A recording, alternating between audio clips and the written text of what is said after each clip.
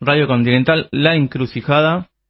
Tenemos a nuestro próximo invitado con quien vamos a hablar, lo voy a volver a presentar, ex secretario de Comercio Interior, durante el primer gobierno de Cristina Kirchner, es economista, hoy es candidato, se bajó Aníbal Fernández y parece que se subió él a ser precandidato presidencial. Alberto. Es cierto, y se subió a ser precandidato a presidente por el partido Principios y Valores. Estamos hablando de Guillermo Moreno, que esto lo digo yo, para mí un excelente comunicador, aparte de todo eso, y como se dijo en la mesa, peronista de raza. ¿Está por ahí Guillermo Moreno? ¿Qué tal? ¿Cómo estás? ¿Cómo le va, Guillermo Moreno? No con el afán de corregir, simplemente para aclarar también. Yo recreo la Secretaría de Comercio en el gobierno de Néstor. O sea, yo con Néstor fui secretario de Comunicaciones. Es cierto. Y después recreamos la Secretaría de Comercio y después siguió con Cristina hasta el año 2013. Es cierto. O sea que estuvimos la década ganada, digamos, ¿no? La década ganada. Me está gustando esto porque, esto lo digo en serio y lo digo a nivel título personal, para mí sos un excelente comunicador, te lo digo así. Explicás cosas en 10 segundos de una manera impresionante. En forma muy clara. Simpática, llegás a la gente. Y ahora la pregunta es, ¿se bajó Alberto? Y subiste vos a ser precandidato. ¿Cómo es eso? A ver, contanos un poco a la audiencia. Primero, ¿por qué se te dio ser precandidato a presidente de la República Argentina? ¿Qué viste que dijiste, voy a ser precandidato? ¿Qué te impulsó? Mira, lo primero es que un socialdemócrata, como Alberto Fernández, confeso porque se lo dijo 2 veces a falta de uno a un colega tuyo, a Jorge Fontevecchia, en esos reportajes domingueros. Se lo preguntaron con precisión y él dijo, sí, soy socialdemócrata, cosa que no mintió. Yo hace 30 años que lo conozco y hace 30 años que dice que es socialdemócrata. Él tuvo el tupé de decir, si puedo voy a introducir al Partido Justicialista en la Internacional Socialdemócrata, que es una de las expresiones del posmodernismo, expresiones políticas del posmodernismo, la de otro es el neoliberalismo. Imagínate que el peronismo es de hombres y mujeres clásicos, ¿no? Somos hombres de principios y valores, no muchachos posmodernos acostumbrados a la incertidumbre. Para nosotros, la verdad está basada en la realidad. La realidad es el criterio de verdad. No la subjetividad que a vos te parece que pone en discusión la existencia de la verdad. Bueno, dicho esto, sabíamos que este gobierno socialdemócrata iba a fracasar y que ponía en peligro la continuidad de la causa nacional, de la causa peronista. Entonces hicimos una herramienta electoral, que es Principios y Valores, y decidimos salir a la contienda porque tiene que haber un candidato doctrinario peronista en el cuarto oscuro y en la arena pública, en el debate. Entonces, bueno, obviamente el fracaso del Frente de Todos se concretó y ayer se terminó de objetivar con la renuncia de Alberto a su posible reelección, con lo cual dio por finalizado el proyecto político del Frente de Todos. Después lo que pasó en el Partido Justicialista no tiene mayor importancia. Ningún candidato que surja de ahí va a ser un frente que se llame Frente de Todos, y todos los candidatos van a ocultar a Alberto Fernández. Sea el que sea que ellos elijan, ninguno va a decir soy la continuidad de Alberto Fernández. Ninguno. Eso está claro. Al contrario, todos lo van a ocultar. Y va a ser muy difícil hacer campaña electoral sin ocultar a Alberto Fernández y hablando del desastre que fue este gobierno, que fue peor que el de Macri. Con lo cual, nosotros decidimos tener un candidato a presidente, un candidato a vicepresidente que es del movimiento obrero, darle mucho lugar a las representaciones sindicales y empresarias, gremiales empresarias. Vas a ver en nuestras listas unas listas de producción y trabajo, de armonía entre el capital y el trabajo, y de armonía entre lo grande y lo pequeño. Y cómo, contanos un poco cómo sale no, porque lo acabas de decir, ¿cuál es la idea de ustedes? O sea, está claro que estás hablando de un peronismo clásico, ¿no? Le estás hablando de ese peronismo de los valores, estás hablando del peronismo de trabajo. Ahora, ¿qué pensás? ¿Tenés algo para pensar, mejor dicho, de esto de... Evidentemente algo cambió, o sea, Milei hoy parece ser un fenómeno en la Argentina, y vos estás de alguna manera, por lo que entendí, corregime si no es así, en contrapunto. Lo digo Milei como idea de posmodernismo, y esto que vos te estás escuchando atentamente, que me súper interesa, a algo tradicional, clásico, que es el peronismo, ¿no? O sea, ¿por qué pensás que crece tanto la posmodernidad de alguna manera para englobarlo a Milei, y de alguna manera el fracaso de Alberto también atribuido al peronismo, ¿no? Claro. Milei está expresando la rebelión, sobre todo de los jóvenes. Sí, que en algún momento fue el peronismo a la también. Política, por eso digo que a la política le hace bien. A ver. A la política le hizo bien, movió el árbol. A la economía, Milei, cuando habla de economía, está todavía en la edad del pavo, todavía es un adolescente. A ver. Precisamente porque la referencia de Milei, cuando habla en el mundo, podría ser Trump, y Trump es un clásico. Claro. Trump no tiene nada de posmoderno, al contrario, es un hombre de principios y valores. Es un hombre que vuelve a reivindicar los valores tradicionales de lo que hicieron grande a los Estados Unidos de Norteamérica. No es un posmoderno. Los posmodernos, en todo caso, en Estados Unidos son los demócratas, no los republicanos. Tiene un desorden, atribuible a su poca experiencia, y todavía le falta formarse, es joven. Así que no es un cargo lo que estoy diciendo, hacia la etapa de la vida. Decir que Milei es la escuela austríaca es correcto, la escuela austríaca de economía, es correcto. Decir en lo teórico Milei, estamos hablando, ¿no? Claro, decir que Milei entiende la vinculación entre la escuela austríaca y el posmodernismo, bueno, todavía es un adolescente. Por eso las explicaciones que se le está dando. Vos imaginate que fue a un acto en España donde estuvo Vox, estuvo Meloni, Vox el partido español, y estuvo Meloni, la primer ministra italiana. No hay nada más alejado de la primer ministra italiana que el posmodernismo. Nada más alejado. Pero todavía no tiene esa comprensión.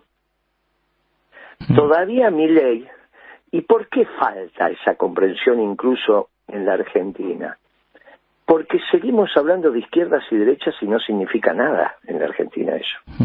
Si yo te pregunto a vos me vas a decir que Milei es de derecha y Alberto Fernández sería de izquierda, con lo cual Massa sería un hombre de izquierda.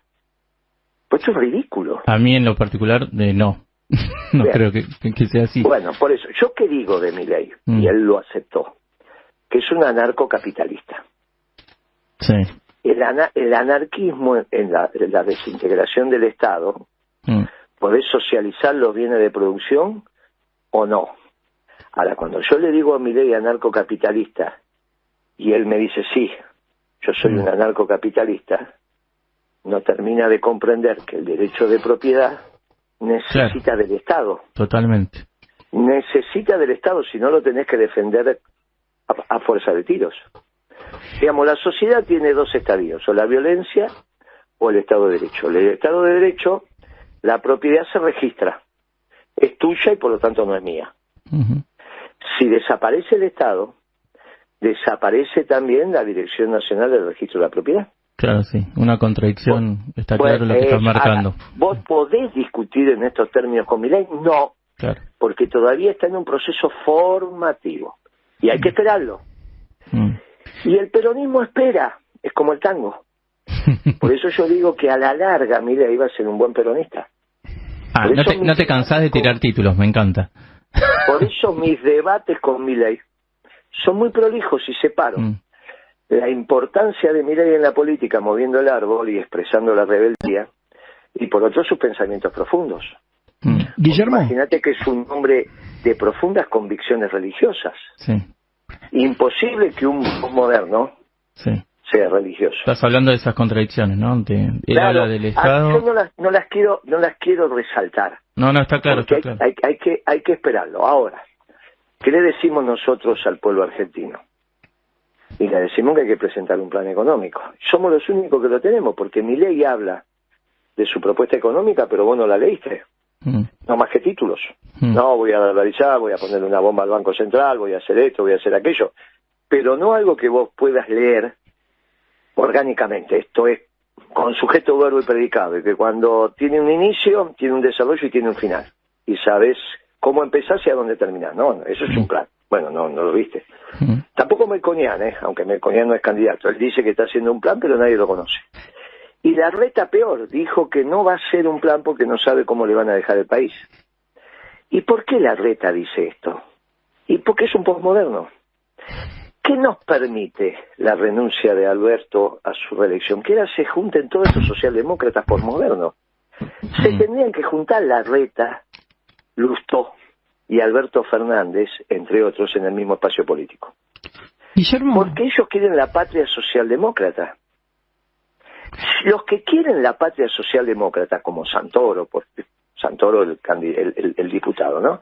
Moró, que se junten y que hagan un espacio socialdemócrata, y que los que son socialdemócratas y piensan que están cerca de la patria socialdemócrata se vayan de lo que es esta estructura donde se confunde con el peronismo. Es pornográfico que Alberto sea presidente del Partido Justicialista. O que diga que es peronista después que dijo que es socialdemócrata y posmoderno. Sí. Está mal. Entonces tenemos que ir separando. Ahora, ¿eso no se lo atribuís un poco a esto de que está en crisis la representatividad de los partidos políticos?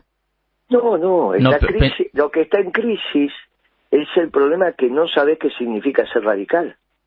Radical hoy. Pero eso no es por la crisis de representatividad. No, es que al revés. A ver. Lustó, sí, que es un posmoderno socialdemócrata, hecho y derecho, sí, fue ministro de Economía de un gobierno peronista y no se puso colorado. Cuando Alberto Fernández le dice, venía a ser ministro de Economía del gobierno peronista, él no dice, no, yo soy posmoderno, socialdemócrata y radical, no puedo estar en un gobierno peronista porque la economía peronista no tiene nada que ver con lo que yo pienso. Eso es Moreno. Por lo tanto, no puedo estar haciendo política. Como Moreno, no podría ser ministro de Economía de un gobierno radical. ¿Qué pasa? Con esta historia de que las elecciones es sumar para juntar votos y primero ganemos y después vemos, que es lo que la consigna unificadora del Frente de Todos. Primero ganemos y después vemos. Claro, empezás a mezclar cualquier cosa. Entonces, ¿qué le pasa a Alberto? Tenía una secretaria legal y técnica que es la que empieza a hacer el gabinete, militante del Partido Comunista, negando el derecho de propiedad. Y terminaba con Massa, ministro de Economía, que no puede decir que niega el derecho de propiedad. De ese decreto no sale nada.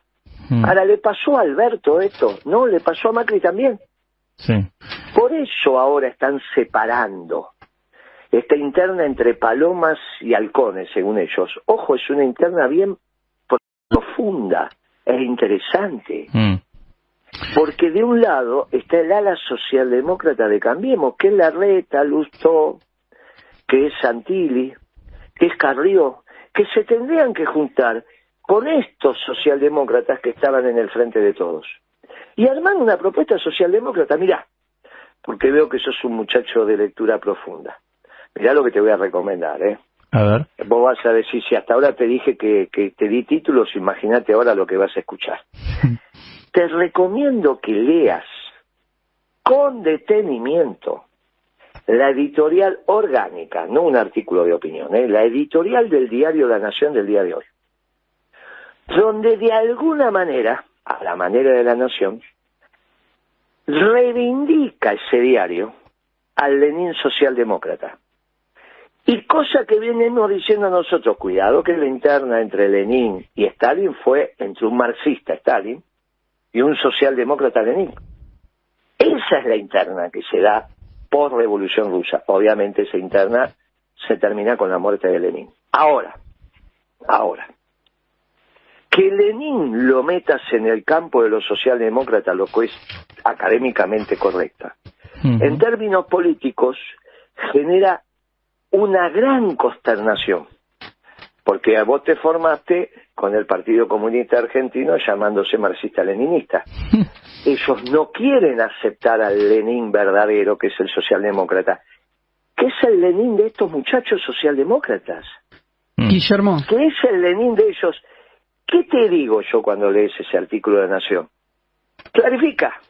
Está claro. Necesitamos que los socialdemócratas en la Argentina se junten. Ahora lo voy a leer. Esos son globalizadores. Sí. Guillermo, ¿te puedo pedir...? Estar enfrente. Enfrente estamos los nacionalistas. Sí. Te puedo pedir que vayamos... ¿Nos esperas un minuto que vamos en informativo? No quiero cortar la charla. Están llegando mensajes como loco. Te quiero leer algunos de los que nos están diciendo en las redes. ¿Nos esperás? Vamos en informativo. ¿Volvemos? ¿Puede ser? Vamos, sí. Después hablamos 2 minutos más. Impresionante. Mil gracias.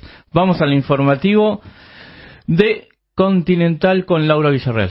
Estamos en Continental con nuestro invitado que está, quiero agradecerle porque nos esperó, Guillermo Moreno, que armó un debate impresionante en el informativo, porque nosotros nos quedamos discutiendo. Le doy ya la palabra a Cecilia, perdón, vamos. Sí, Guillermo, ¿qué tal? Buenas tardes. Cecilia del Inocenti te saluda para retomar un poquito lo que estabas hablando y cerrar un poco este tema tan candente y tan tenso que fue la baja de Alberto Fernández como candidato del oficialismo. Hablabas justamente de esto, de que él no se define como peronista, pero al fin y al cabo, más allá del peronómetro, ¿no? Es lo que se vendía en el mercado como peronismo. ¿Se trata de esta baja de la candidatura un fracaso del peronismo?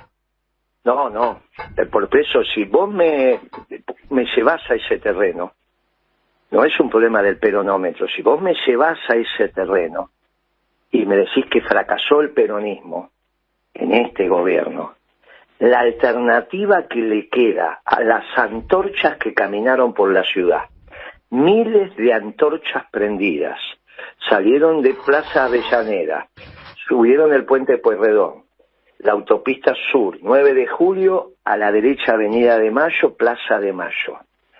Centenares, miles de personas y centenares de antorchas prendidas. ¿Qué alternativa tienen? ¿Va a ser el fracaso reciente de Macri y su pandilla? ¿Cómo parás esas antorchas? Analicemos desde el otro lugar. Los muchachos del Partido Obrero comprenden la realidad y ven que ahora no solo están dadas las condiciones objetivas, sino también las subjetivas. ¿Por qué no estaba en la Argentina, no prendía la izquierda, entre comillas? Porque el pueblo trabajador era peronista. Si vos llegás a tener razón, y este es un fracaso de un gobierno peronista, y suponete que me convences, y te digo, sí, la verdad que fracasó el peronismo. Lo único que quedan son las antorchas. No puede ser Patricia Bullrich u otro socialdemócrata como Larreta, mucho menos Milei para esas antorchas. Ahora, cuando la muchachada use las antorchas, yo te pregunto, ¿vos vas a estar ahí? Cuando le prendan fuego a la catedral, porque lo primero que le van a prender fuego es a la catedral, después a la Casa de Gobierno, después al Ministerio de Economía, va a ser la Revolución de Octubre. Va a ser lo mismo. Sí, sin duda. Bien, muy bien. Si vos sos militante del Partido Obrero, está perfecto, porque es tu destino como mujer revolucionaria. Pero mi destino no es ese. Mi destino es la armonía entre el capital y el trabajo, entre lo grande y lo pequeño. Por lo tanto, yo voy a estar en la vereda de enfrente. Entonces, déjame que le pueda decir a la sociedad argentina: queridos compatriotas, este fracaso no es del peronismo. Bien. No porque yo tengo el peronómetro, sino porque el que ejecutó la política en un poder unipersonal como el Poder Ejecutivo se autocalificó, confesó 2 veces ser socialdemócrata. Por lo tanto, si a usted se le dispara el precio de la comida, es producto de que este hombre dijo toda la vida: los precios en el mercado, los salarios en paritaria. Típica conducta socialdemócrata. Por lo tanto, no tuvo secretario de Comercio. El día que él lo elige a Feletti, según los diarios trascendidos por imposición de Cristina, al otro día a la mañana se juntó con los dueños de los supermercados en un desayuno sin Feletti para decirle, mire que me impusieron a Feletti, pero no le hagan caso, porque no es mi política. Y no le hicieron caso a Feletti y se tuvo que ir en 3 meses. Y se tenía que haber ido ese día, Roberto, porque ese día fue desautorizado. ¿Por quién? Por el presidente. ¿Por qué? Porque es socialdemócrata y no cree en la administración del comercio. ¿Cómo lo sé? Porque me lo dijo a mí cuando recreé la Secretaría de Comercio. Kirchner hace una reunión, Moreno y Alberto Fernández, naturalmente Kirchner. Y le dice a Alberto Fernández, Alberto, vamos a recrear la Secretaría de Comercio que disolvió Cavallo. Y él me mira a mí y Moreno va a ser el secretario. Y me mira a mí y me dice, ¿para qué? ¿Cómo para qué, Alberto? Se nos está disparando la inflación, le digo. Bueno, por eso ya se va a tranquilizar. Aparte, esas herramientas de la prehistoria no sirven para nada, porque los precios van en el mercado y los salarios en paritaria. Y yo le digo humildemente, mirá, Alberto, Perón ya explicó hace muchas décadas atrás que los precios van por ascensor y los salarios por escalera. Y él me dice, no, bueno, por eso son cosas de Perón, ya estaba viejo. Aparte de las 20 verdades peronistas que vos tanto defendés, como máximo van a quedar 3. Claro. Porque no cree en la verdad. Él cree en el subjetivismo, es un posmoderno. Él se autopercibe. Por eso no tiene a la realidad como criterio de verdad. Por eso en el video que te hizo ayer, él lo único que dice, quise pero no puede. Pero es que no podía hacer otra cosa porque la pandemia, porque esto, porque aquello. Sí. Y te termina diciendo que fue un presidente exitoso a pesar de que no quiere la reelección. Digamos, esta historia de que no exista la verdad no es un tema menor, ¿eh? ¿Y quién es el candidato peronista? Hace mucho daño. Entonces, la verdad es que vos no te podés autopercibir peronista. O sos o no sos. Y si sos, haces políticas peronistas. Te la acabo de responder. Te lo acabo de responder. No, yo me decía, ¿quién, escuchándolo atentamente, quién es, cortito, 1, 2 nombres de la oferta electoral, quién es esa encarnación del peronismo hoy? Y hoy es Guillermo Moreno. Claro, qué pregunta te acaba de hacer. Aparte de Guillermo Moreno, eso era obvio. Pero escuchadme una cosa, si voy a ser candidato y no me voy a votar a mí mismo, ¿cómo voy a conseguir tu voto? Pero me refería al resto de la oferta electoral. Pero tenés un montón, todos los secretarios generales de unidades básicas. Vos lo que necesitas es que te dé un nombre de un gobernador que paga sueldo todos los meses y que necesita la asistencia del Poder Ejecutivo. Entonces, no está bien. O de un secretario general. Yo te digo, mira, a mí me acompañan muchos dirigentes sindicales.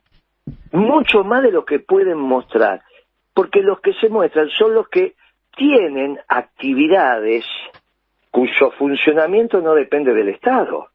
Ahora, ¿a vos te aparece que te va a acompañar el secretario general de un gremio vinculado directamente a situaciones estatales? Si los muchachos, la autonomía que tienen, hoy es muy pequeña en esta crisis económica, vos lo tenés que entender. Entonces, las preguntas son capciosas, porque en realidad, no digo en este caso, digo en general, porque lo que te termina pasando es que te piden nombre y apellido para decirte que no estás solo, de los que aparecen en televisión, porque el que ofrece la protección los pone en televisión, protección entre comillas que tiene que ver con el presupuesto estatal. Guillermo. ¿Vos te acordás lo que le hicieron a Scioli? Porque lo terminó contando Álvarez Agís, que era el viceministro de Economía. Álvarez Agís, segundo de Kicillof, dijo, no hicimos lo suficiente para que Scioli ganara. ¿Qué era no hacer lo suficiente? No le daban la plata. Entonces, 40 días antes de la elección, Scioli tenía paro de maestros y no le daban la plata. Él no tenía plata para pagarle a los maestros. Guillermo, y eso se lo hacía el gobierno nacional. Perdona que le interrumpa. Quería hacer una pregunta que me queda pendiente porque escucho un candidato presidencial y hoy, a la hora de buscar que la gente responda a esa candidatura, ¿no? Y ponga el voto donde usted pretende que lo pongan, o sea, que lo voten a usted, hay un sector de la población, me refiero a la juventud, que está respondiendo con una especie de ira o de bronca hacia el establishment, ¿no? Hacia la institución política, y que intenta que le digan algo que sea distinto. ¿Cómo puede una ideología que normalmente es clásica ya para el país, como el peronismo o como el radicalismo, proponerle algo a los jóvenes que sea creíble y que es en todo caso lo que usted le propone a esos jóvenes para que lo acompañen? Primero que no somos una ideología, somos una doctrina. Bueno, perdón. Parece una diferencia menor, pero es profunda. No, es peronismo, sí. La doctrina es peronismo. Por eso, somos una doctrina, no somos una ideología. Somos una doctrina. Somos una doctrina. Somos una estructura de pensamiento para resolver los problemas de manera práctica que tiene un pueblo sobre un territorio determinado, y eso conforma una nación. Como decía Perón, somos un conjunto de hombres y mujeres prácticas que se articulan en una estructura de pensamiento que se llama doctrina, que deriva de verdades absolutas, como el amor, la justicia, la solidaridad. ¿Está bien? De esos principios absolutos, en su acción, son los valores. Y se articulan para construir una doctrina que te permita tomar decisiones. Esto es, gestionar la cosa pública atendiendo al bien común. Por eso la doctrina es muy importante, porque te permite, ¿cuántos principios tiene el peronismo? Y bueno, son las verdades absolutas no necesarias a debate. Vos, si yo te voy a elegir una sociedad donde prive el amor o el odio, vos vas a elegir el amor. La justicia o la injusticia, la justicia. La solidaridad o el egoísmo, vos vas a elegir la solidaridad. Espero. ¿Está bien? Guillermo, 3 o 4 más, pero contesto, ni siquiera empecé a contestar. Ahí está, vamos. Ni siquiera empecé. Esperá que te va a hablar de los jóvenes, está perfecto. Claro, todavía ni empecé a contestar. Entonces, ¿qué pasa con esa doctrina? Es la única moderna, porque todas las demás han fracasado. No solo han fracasado, sino que son más viejas. La escuela austríaca tiene 60 años más antigua que el peronismo. La única doctrina nueva es el peronismo. Lo viejo es el liberalismo, el marxismo, la socialdemocracia y el neoliberalismo o el nacionalismo de exclusión europeo, de aquellos pueblos que construyeron su identidad masacrando al pueblo vecino. Para que apareciera un nacionalismo distinto, un nacionalismo de inclusión, de brazos abiertos, tenía que construirse una doctrina de la administración de los hechos terrenales en los pueblos nuevos, y los pueblos nuevos son los americanos. Y dentro de los pueblos americanos, un pueblo extraordinario que es el argentino. Esto no podría haber nacido en Europa. Esto solo podía nacer en América, donde se fusionaron las sangres. La propuesta de Milei es una propuesta austríaca. La desarrolló un pueblo que es el austríaco, no tiene nada que ver con nosotros.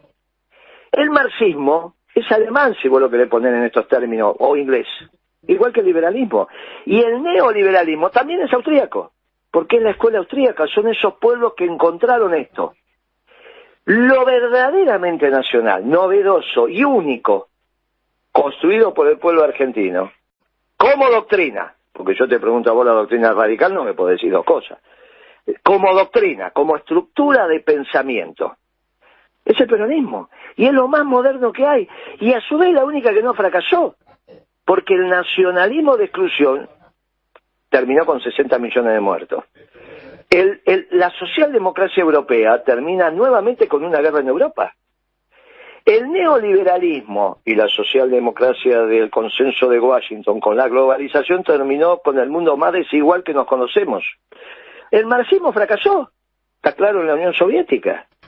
Y el liberalismo, como construcción, le permitió a algunos países, digamos los ingleses, digamos los norteamericanos, pero no más allá. Y la guerra entre los pueblos era un hecho constante y permanente. Los únicos que tenemos una doctrina de amor y paz, de convivencia entre los pueblos armoniosamente, respetando la especificidad de cada pueblo, porque para hacer el todo necesitamos esas especificidades, somos los peronistas. Es al revés, somos los más modernos, somos los más nuevos. Todos los demás son mucho más viejos que nosotros. Ahora, esto que es sabido no te impide a vos hacer una pregunta diciendo que es algo viejo, cuando es lo más nuevo que hay en el mundo. En el mundo.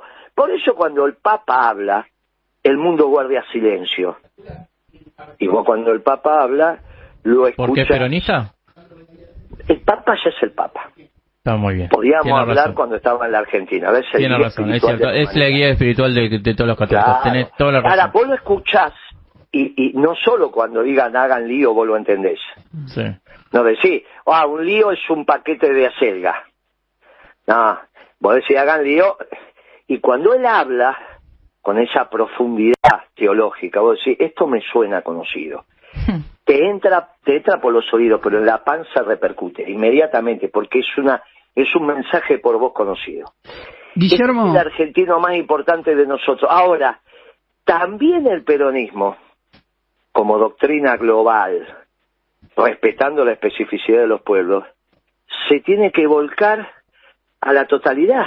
Tenemos que enseñarle el peronismo a los pueblos del mundo para que alguna vez no haya más guerra, para que alguna vez se viva en paz, para que se termine la injusticia. Es muy interesante no solo en Argentina. Esto que nos comentás, la verdad que arrojás mucha luz sobre estos conceptos, sí, que por ahí no está bien tratar las ideas del peronismo como algo que no trae algo novedoso.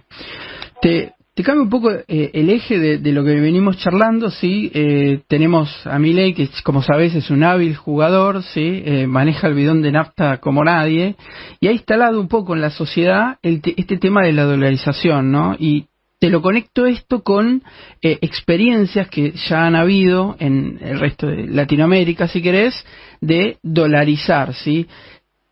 ¿Vos crees que esto podría ser posible? Yo he hecho con varias personas el ejercicio de tratar de pensar cómo sería tratar de pagar sueldos el primer día, ¿no? O sea, ¿qué pasaría con el peso? ¿O esto se puede hacer en forma gradual? Yo entiendo que vos no acompañás esa idea.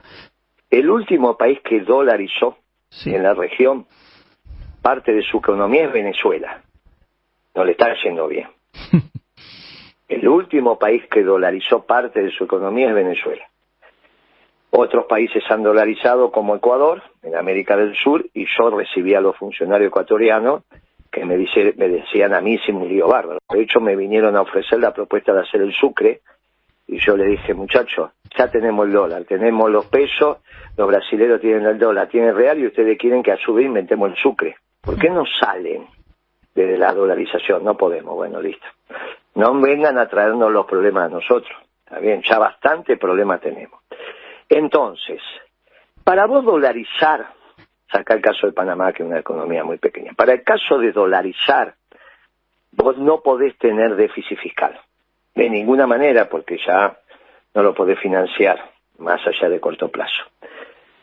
Ahora, si no vas a tener déficit fiscal, ¿para qué querés dolarizar? Ahí está el punto. Entonces, ¿qué te dice Milei? No, es porque ustedes la política son incorregibles. No, Milei, eso es una estupidez. Eso no funciona así.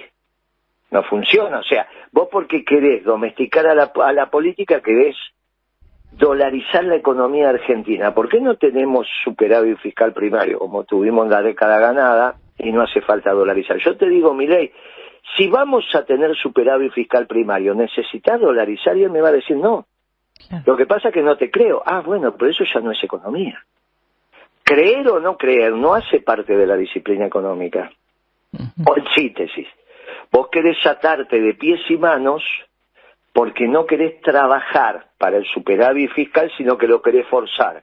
Y yo le digo, miren muchachos, somos lo suficientemente grandecitos, hicimos una década ganada porque tuvimos superávit fiscal primario, volvamos a él.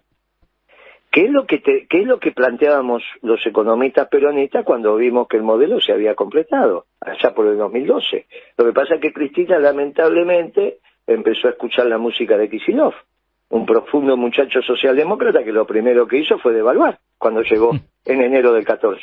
Claro. Y a partir de ahí rompió con la regla de Kirchner, que era muy sencilla, no jodan con el dólar.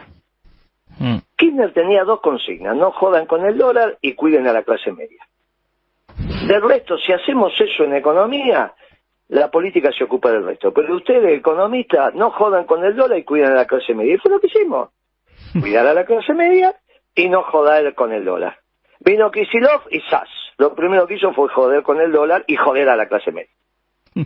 Bueno, y ahí empezó este ciclo perverso. No hay diferencia entre Kicillof y Pratgay, que fue el primer ministro de Economía de Macri. Como no hay diferencia entre Lacunza, último ministro de Economía de Macri, y el primero de Alberto, que fue Guzmán. Conclusión, hay un ciclo económico que de la misma manera que la convertibilidad ocupó dos ciclos políticos, el de Menem y el de la Alianza, hasta con el mismo ministro que se llamó Cavallo, en periodos distintos, pero fue Cavallo.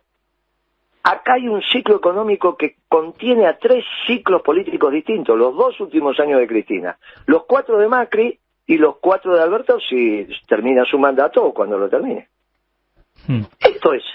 Ahora, comprender que este ciclo económico es del proceso de los globalizadores, sean neoliberales, socialdemócratas, es muy importante.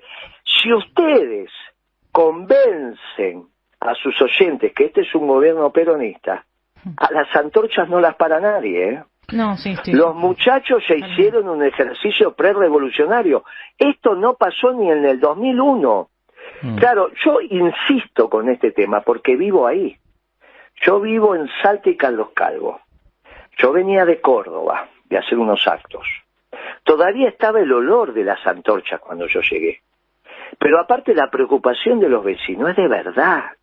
Ahí hay edificios que vive gente mayor, vive tu mamá, viven los chicos, hay patrimonio en los negocios. ¿Qué vas a hacer con esas antorchas? ¿Iluminar el camino? Si la avenida 9 de Julio está iluminada. ¿Cuál fue el motivo de las antorchas? ¿Explicar que se puede llegar con antorcha a la Plaza de Mayo? Nunca había pasado esto en Argentina, muchachos. Tengan conciencia porque del otro lado nos están escuchando. Sí, y estos muchachos de la insurrección popular que conduce a la revolución lo tienen muy estudiado. No es que el trotskismo son muchachos que no entienden cómo se accede al poder, ¿eh? Ahora, después, cuando la radio Continental sea estatal y ustedes empleados estatales, se van a acordar de esta conversación.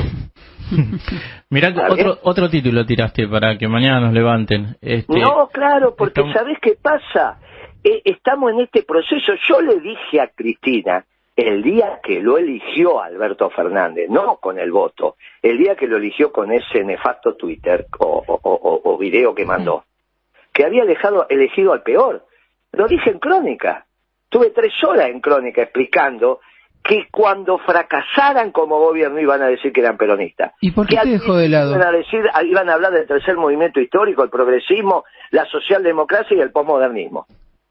Pero cuando fracasaran, se iban a refugiar en el peronismo. Y ahora tengo que aguantar que me digan que este gobierno es peronista, cuando no lo es.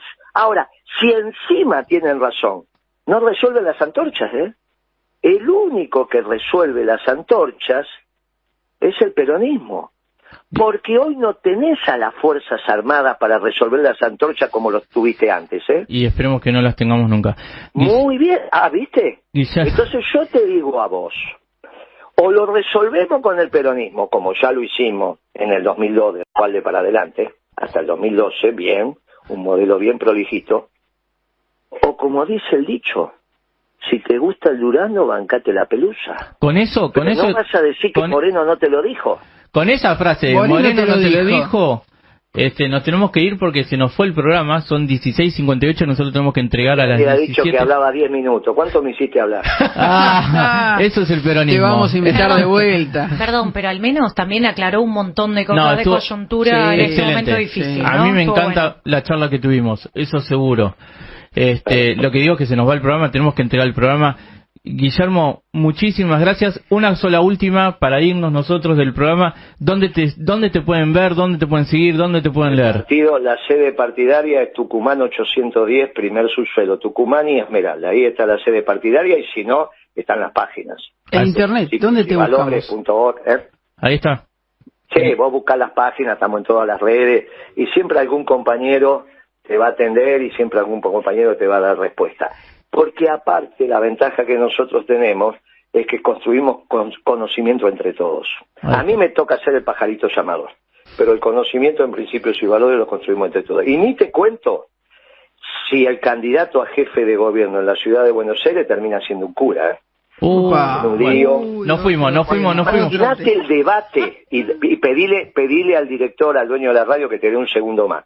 Sí. Imagínate un debate entre Lustó y un cura, donde Lustó tenga que explicar por qué tuvo sexo con una señora embarazada, notablemente embarazada, cuando eso viola todos los códigos de buena convivencia. Con el top lo dijo. Muy interesante. Siempre eso. Polémico. Con el top. Un abrazo, amigo. Guillermo, un abrazo. Gracias por todo.